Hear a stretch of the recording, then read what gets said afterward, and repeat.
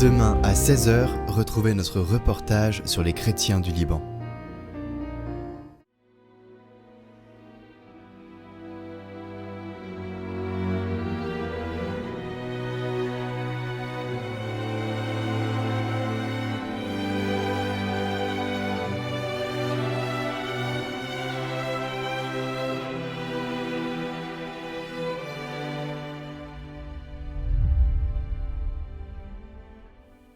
Lecture du livre du prophète Michée. Malheur à ceux qui préparent leurs mauvais coups, et du fond de leur lit élaborent le mal. Au point du jour, ils l'exécutent, car c'est en leur pouvoir. S'ils convoitent des champs, ils s'en emparent, des maisons, ils les prennent. Ils saisissent le maître et sa maison, l'homme et son héritage. C'est pourquoi, ainsi parle le Seigneur. Moi je prépare contre cette engeance un malheur, où ils s'enfonceront jusqu'au cou. Vous ne marcherez plus la tête haute, car ce sera un temps de malheur. Ce jour-là, on proférera sur vous une satire, et l'on entonnera une lamentation, on dira « Nous sommes entièrement dévastés, on livre à d'autres la part de mon peuple. Hélas, elle m'échappe. Nos champs sont partagés entre les infidèles. Plus personne, en effet, ne t'assurera une part dans l'assemblée du Seigneur. »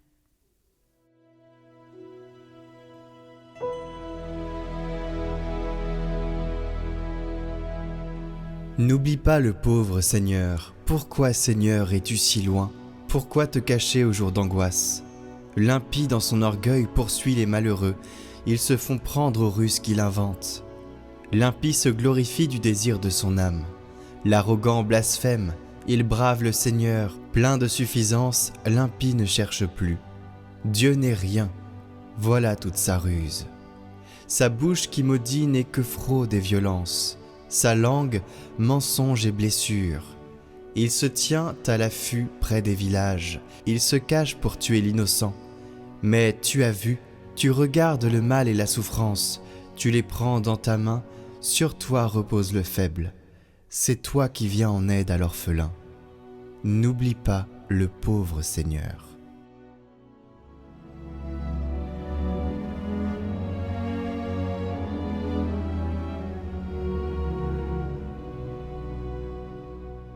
Évangile de Jésus-Christ selon saint Matthieu. En ce temps-là, une fois sortis de la synagogue, les pharisiens se réunirent en conseil contre Jésus, pour voir comment le faire périr. Jésus, l'ayant appris, se retira de là. Beaucoup de gens le suivirent, et il les guérit tous. Mais il leur défendit vivement de parler de lui. Ainsi devait s'accomplir la parole prononcée par le prophète Isaïe. « Voici mon serviteur que j'ai choisi, mon bien-aimé, en qui je trouve mon bonheur. Je ferai reposer sur lui mon esprit. Aux nations il fera connaître le jugement.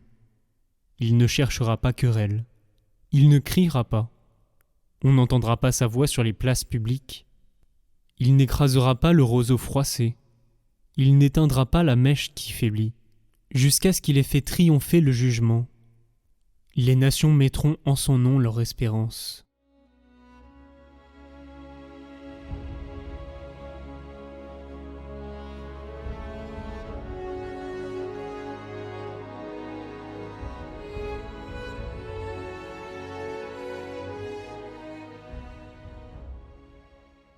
Aujourd'hui, dans l'Évangile, il y a un enseignement qui vient nous saisir, puisque c'est l'enseignement de l'attitude à avoir face à la faiblesse. Les pharisiens viennent de sortir de la synagogue et se réunissent pour décider comment tuer Jésus. Lui, en l'apprenant, se retire et, par la même occasion, guérit tous ceux qui le suivent. Il n'y a pas en lui de riposte, pas de discours, il continue ce pourquoi il est venu. Matthieu cite alors Isaïe, « Il n'écrasera pas le roseau froissé, il n'éteindra pas la mèche qui faiblit, etc. » Pensez à quelqu'un dans votre entourage qui traverse quelque chose de difficile. Ça peut être une dépression, une addiction, un mariage qui s'effondre, une foi chancelante. Bref, il est dans une situation délicate. Il est en détresse. même si parfois il ne le montre pas. Son cœur est vidé. Notre réflexe naturel, c'est souvent de finir le geste, d'avoir le mot de trop, d'avoir une vérité balancée au mauvais moment. Mais il faut bien l'entendre, une correction qui arrive quand la personne ne peut pas encore le recevoir, etc.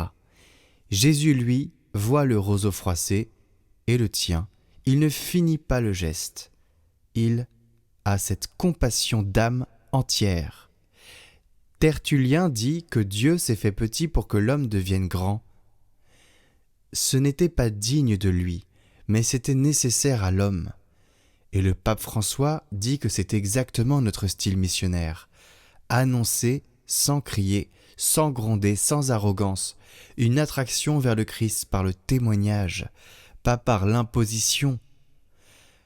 La mèche qui faiblit dans la vie de ceux qui nous entourent, eh bien, notre rôle, c'est de la protéger et pas de souffler dessus. Alors, chers amis, nous pensons parfois que nous devons dire la vérité, et c'est vrai, nous devons parfois dire la vérité, mais la vérité peut être blessante. Et il y a aussi une attitude à avoir par rapport à ceux qui nous entourent et aux passifs, etc. Nous sommes tous concernés par ces choses-là, parfois certains plus que d'autres, mais il faut prendre soin de ceux qui nous entourent et tout simplement se mettre à l'école, à l'étude de l'attitude de Jésus pour appliquer cela dans nos vies. Et il y a besoin à ce qu'on s'en rappelle puisque souvent on oublie.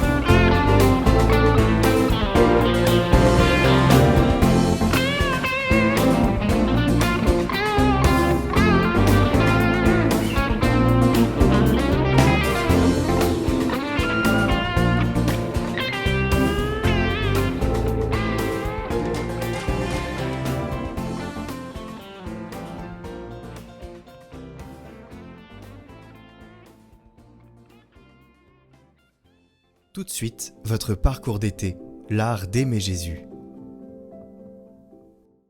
Samedi 18 juillet, s'appuyer sur Dieu seul. Par le passé, nous sommes tombés pour avoir détourné nos regards des plaies et des humiliations de notre Rédempteur, et par suite négligé d'implorer son secours. À l'avenir, si nous entretenons la pensée de ce qu'il a souffert pour notre amour et de sa promptitude à répondre à nos appels, non, assurément nos ennemis n'arriveront pas à nous vaincre. L'ardente générosité de sainte Thérèse lui inspirait ces paroles. « Je ne comprends pas toutes ces frayeurs. Le démon, alors que nous pouvons dire « Dieu, Dieu » et faire trembler le démon. Par contre, elle constatait l'utilité minime ou nulle de nos efforts quand nous ne nous appuyons pas sur Dieu seul.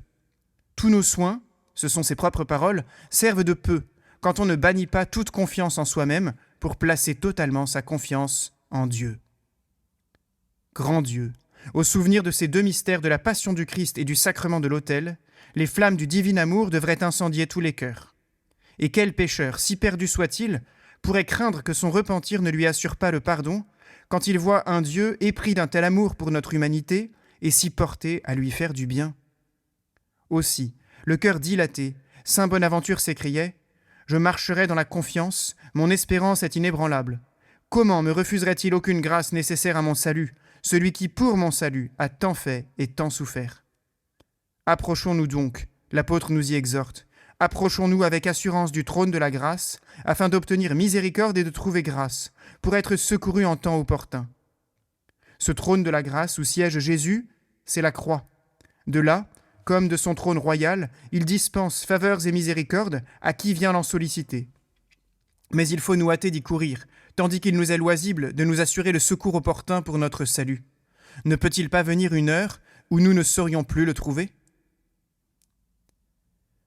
L'immensité des bienfaits divins, nous dit saint Alphonse, l'incroyable miséricorde qu'il nous témoigne dans l'amour par lequel il nous a choisis, par lequel il nous a sauvés, rachetés en se faisant pour nous obéissants jusqu'à la mort, et la mort sur la croix, en allant jusqu'à se faire nourriture pour venir soutenir notre faiblesse et demeurer avec nous, ne doit pas faire peser sur nous un poids de culpabilité. Au contraire, il s'agit d'autant de raisons supplémentaires de faire confiance au Seigneur, de nous abandonner à son immense miséricorde. Voilà le fruit de nos méditations, de l'amour créateur et rédempteur de Dieu, de la passion de Jésus et du mystère de sa présence dans l'Eucharistie. La confiance. C'est la confiance, rien que la confiance, disait sainte Thérèse de Lisieux, qui conduit à l'amour. Continuons avec confiance. Apprenons l'art d'aimer Jésus, prions avec saint Alphonse. Ô Dieu de tout amour, ô Seigneur des cieux d'en haut, vos traits sont si doux, si gracieux à regarder, qu'un seul regard serait une béatitude ineffable. Vous êtes béni, vous êtes le seul, l'unique, qui peut combler mon cœur de son amour.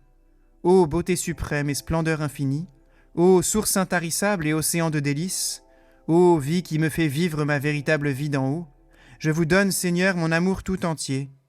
Amen.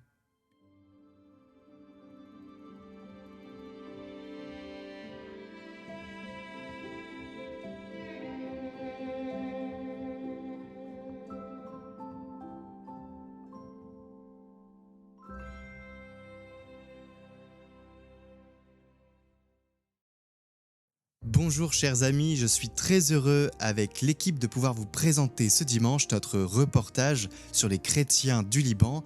On va partir sur les traces des premiers chrétiens du Liban dans la vallée sainte et on va après visiter le nord et le sud où il y a eu des bombardements israéliens, il y a des églises qui ont été détruites et le nord avec des communautés qui ont tendance à s'affronter et puis on va suivre vraiment la vie de certains chrétiens, on va visiter des écoles, on va aussi aller à côté de là où il y a eu l'explosion du port de Beyrouth et on va rencontrer tout un tas de personnes qui se donnent cœurs et âme pour ce pays qu'est le Liban. On est parti avec plein de questions parce que de l'étranger, on se pose plein de questions quand on arrive dans un pays qui vit avec tant de communautés et voilà, ce reportage, c'est l'occasion de découvrir comment vivent les chrétiens du Liban dans un pays fragmenté, en guerre, avec beaucoup de problématiques, notamment des crises financières et puis de la pauvreté, etc. On le verra tout au long du reportage, mais aussi les lumières d'espoir, les pierres vivantes que sont les chrétiens pour ce pays qui est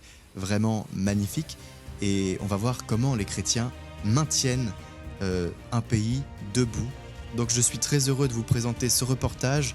N'hésitez pas à y aller ce dimanche, regardez ce reportage, c'est à 16h en direct sur notre chaîne YouTube. N'hésitez pas à dire ce que vous en pensez en commentaire, etc. J'espère que ça vous intéressera comme nous, ça nous a intéressés. On vous remercie pour vos partages et pour vos encouragements et à très bientôt.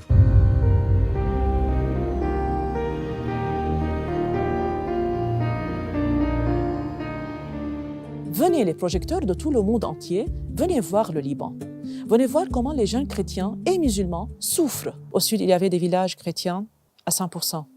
Maintenant, il y a des villages où il y a 2-3 familles seulement chrétiennes. À cause de la situation économique du pays, la majorité des jeunes essayent de s'en sortir en quittant le pays, ils se posent des questions. Et là, c'est le pape qui vient dans le pays et qui vient leur dire que le Christ, il est aussi avec eux, qu'il faut qu'ils fassent avec le Christ, que ça ne doit pas être la peur qui doit régir leurs décisions, mais vraiment l'amour, le Christ. Et évidemment, je pense que le Seigneur, il veut aussi que des jeunes restent dans ce pays. Je demande à la communauté francophone de prier pour nous, pour garder toujours cette force, de ne pas perdre notre confiance en la présence du Seigneur avec nous. Je vous encouragerai vraiment à prier pour ça, pour que le Liban puisse entrer pleinement dans sa vocation de phare et que la chrétienté dans ce pays puisse rayonner dans toute cette zone qui souffre violence et qui a grand besoin du prince de la paix qu'est le Christ lui-même. Où que vous soyez à travers le monde, ce qui se passe ici au Moyen-Orient vous touche, parce que c'est ici qu'est né le christianisme. Et les chrétiens d'Orient, ce sont eux qui portent le témoignage du Christ, l'incarnation du témoignage du Christ ici, en Terre Sainte, en Orient.